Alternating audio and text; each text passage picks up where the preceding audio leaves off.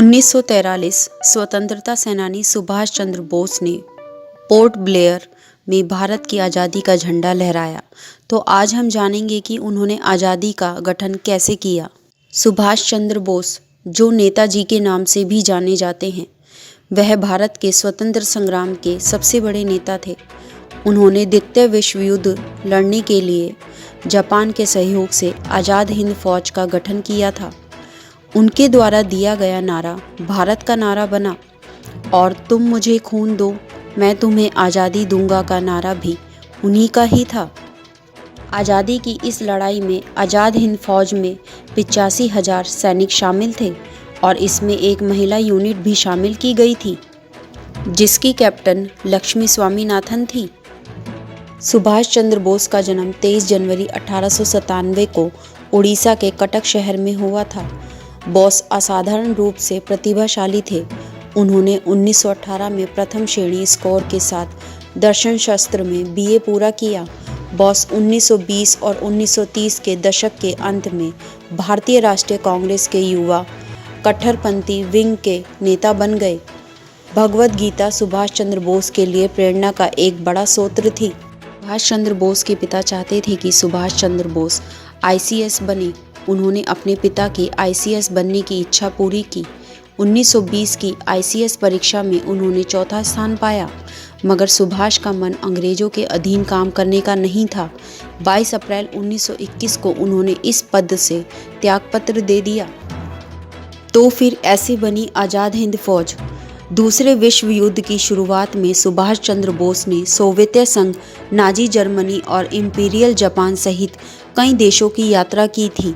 कहा जाता है कि सुभाष चंद्र बोस के इन यात्राओं का मकसद बाकी देशों के साथ आपसी गठबंधन को मजबूत करना था और साथ ही भारत में ब्रिटिश सरकार के राज पर हमला करना था।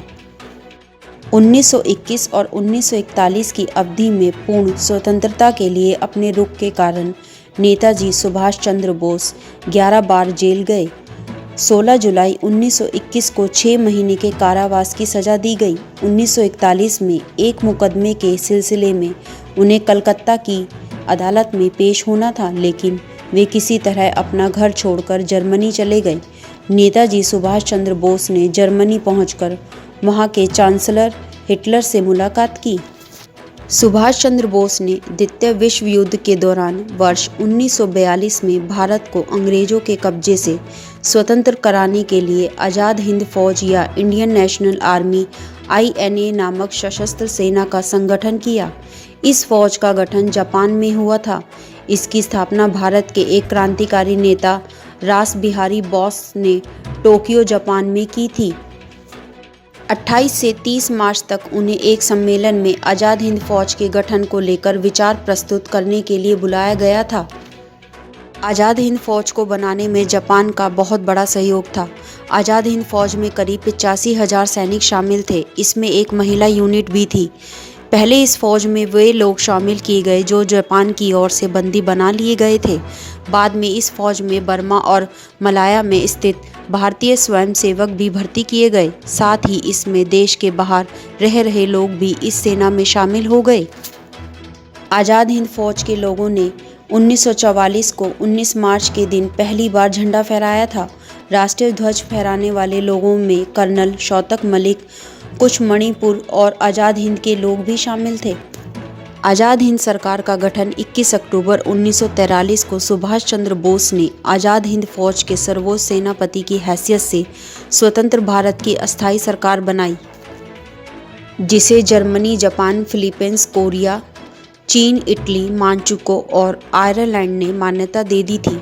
आज़ाद हिंद सरकार की आज़ाद हिंद फौज ने बर्मा की सीमा पर अंग्रेजों के खिलाफ जोरदार लड़ाई लड़ी और इस तरह सुभाष चंद्र बोस ने पोर्ट ब्लेयर में भारत की आज़ादी का झंडा लहराया।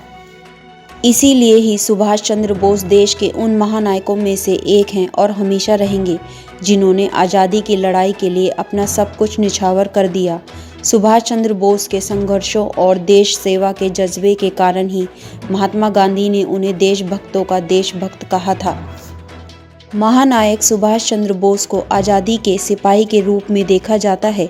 साथ ही उनके जीवन की वीरताओं के किस्सों को याद भी किया जाता है।